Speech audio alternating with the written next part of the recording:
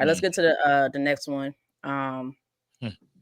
actually, I kind of wish Jay and E was here for this one in more particular.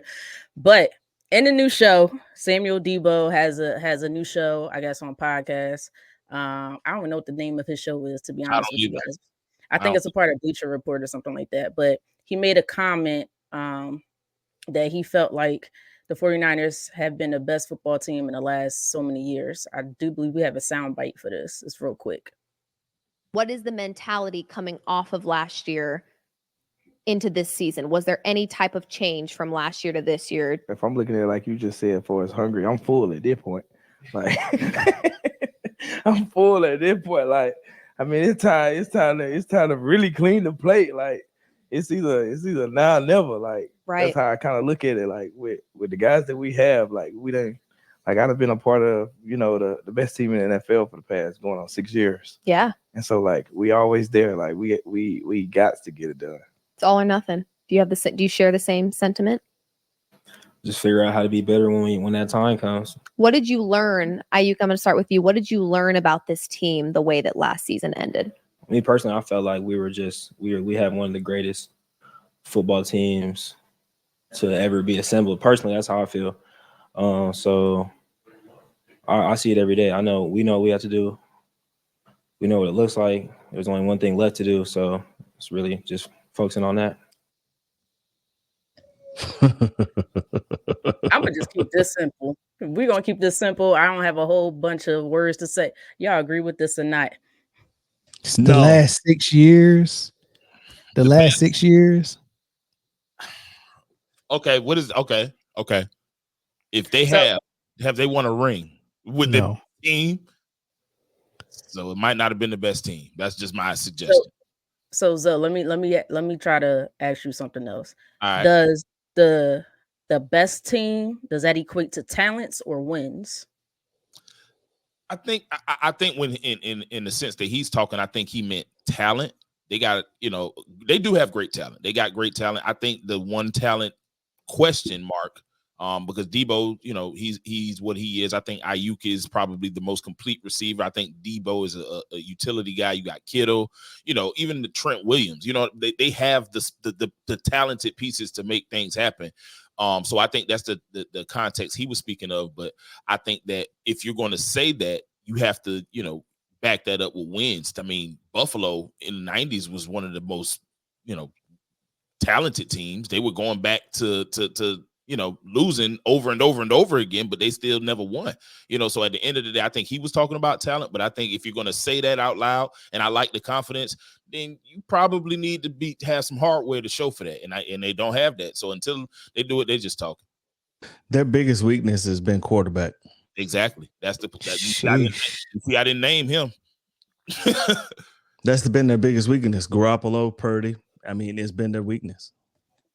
You know what, Corey? I'm happy somebody finally said that, because if I can recall, the Chiefs players last year, they came out and said when we played the Eagles 2 years ago, we did not want to have Jalen Hurts get that ball. That's during that last drive. We wanted to make sure he did not get that ball back in his hands, because we felt like if he would have got it, they would have went down and scored. Last year, they said the one thing that we wanted to make sure that San Francisco did was throw the football. We wanted Brock Purdy to throw that football and take it away from CMC. It is exactly what because the New Orleans Saints offensive coordinator now was the running game coordinator in San Francisco. Right? It's the exact same offense now. And all it does is it's predicated on running the football. It's smash mouth football, playing off play action passes. That's what they do. Shanahan. And you see the same crossing routes like you see in San Francisco. Remember, I told y'all not too long ago, every pass you see Purdy complete is across the middle. It's never outside, right? It's never outside. He can't do that, right? Well, now, because Deebo's hurt, right? Yep. McCaffrey's out for 4 weeks. Pearsall he ain't coming back to probably week 6 or week 8. You know what I'm saying? Because now Brock and then Kittle is doubtful. Now Brock Purdy has to win football games, and watch what happens. He about to look very It's gonna be very interesting, man. The thing with 49ers though is like you said, Corey, their foundation is solid, right? They got a great defense, right? The pass rush is there, the linebackers are there, the scheme is there. So they built their team with that. They got a good O-line and they got a good philosophy with their West Coast offense, right? So the foundation of the house is great. And then they started to build the walls, and those walls are built out of paper. CMC gets hurt. Shanahan fumbles under the pressure. Deebo gets hurt. Purdy ain't him, right? And I'm trying to think, like, dang, all the walls on this great foundation they got are not solid enough to hold the house up for too long, man. So yeah, they look great, but I mean, they just happen to not be one of the three little pigs that built it out of brick. They might have built it out of straw. It's Purdy. Go ahead, Corey. I mean, you're absolutely right. I mean, think about this, right? Let's just take for example, let's take Bryce Young. You put him in San Francisco, like you said, Mel, and watch what happens. It's dynamic. It is, because Purdy does nothing dynamic. He is consistent, right? He'll complete some passes for you. He's a really good 180 quarterback, which means he turns around and hands the ball off really, really well, right? Probably the second or third best in the NFL. That's what he does. That works for them. That offense is predicated on that, on running the football and getting you off balance, making you stack the line of scrimmage. They'll hit you with play action, and then they throw the ball, you back up, and they continue to run the football. And it's a great game plan, and nobody seems to be able to stop it up until you play somebody that's as good a chess player as you are, and then they crumble. They adapt. Yeah. Yep. Is Purdy? So Purdy's next to get paid. Is he worth $60 million a year? Come on, man. He's next in line. He gonna get it. Watch 65. Hey, listen, every quarterback that happens to be on a good team, I guess, is worth it. And every quarterback's got to root for Purdy because he go push the money up further and further, which is what they're supposed to do. So, for the quarterback's sake, you got to say yeah. Yeah. But if we just talking amongst ourselves, ain't no way, man. He better than Daniel Jones, but it'll be a disaster if you give him that money, because that means somebody else ain't gonna get paid. It's true. Daniel Jones should not be a standard. He just should not be. I'm better than Daniel Jones in all aspects of life. Yeah, he got paid though. He sure enough did. And unspoken reasons. Is that who that was that said that? Yeah, I saw Arch Manning's new campaign. Yeah, but I mean, it's just for one start. I mean, Quinn Ewers is still picked to win the Heisman Trophy. And they play North. I think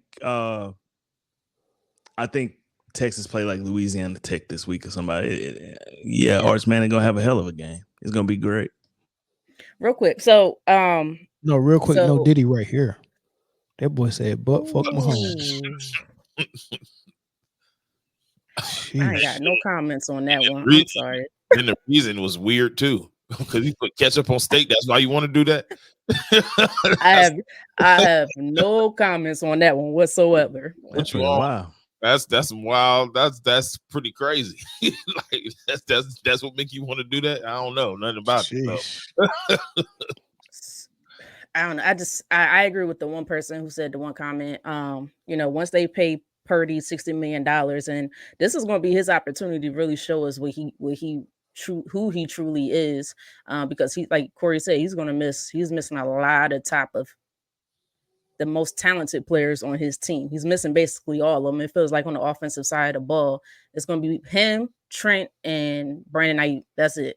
That's it. Is he going to be worth it? Because their Super Bowl window is closing fast. Because once you pay him, now you can't either pay a player or you're going to have to trade another player.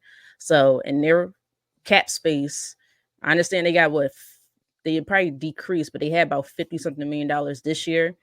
That quickly started to decrease when they just paid Ayuk, Trent Williams. I think Deebo got a better bonus, so that might have won against this cap versus next year's. So next year you got to now pay Purdy. Can you re-up Fred Warner? Can you re-up? And Fred Warner is a big piece. That's the one. Bosa- That's the one you Bo- can't do without. Can't lose him. You can't lose. Right, can't. can't lose him. You can't lose him. Can't. They're gonna what they're gonna Bosa- do is they're gonna do what Harbaugh tried to do with Keenan Allen and ask him to take a discount. They go ask somebody to take a discount so Purdy can get paid. And I'm gonna ask them to take me to the airport. For sure. Yeah, they're gonna have to. Take For me sure. to the airport. Please get me up out of here. For sure. They definitely gonna have to get younger, but no, I'm with you guys. They have a lot of talent. I just don't think they were the best team. Yeah. You know, Nah. I'm not even sure they had the best talent in certain positions. But to me, the best team is the one that wins at the end of the year. And although they may have not as much talent, the Chiefs, they're just like a well-oiled machine right now. Andy They Reid, work baby. very well. Yes.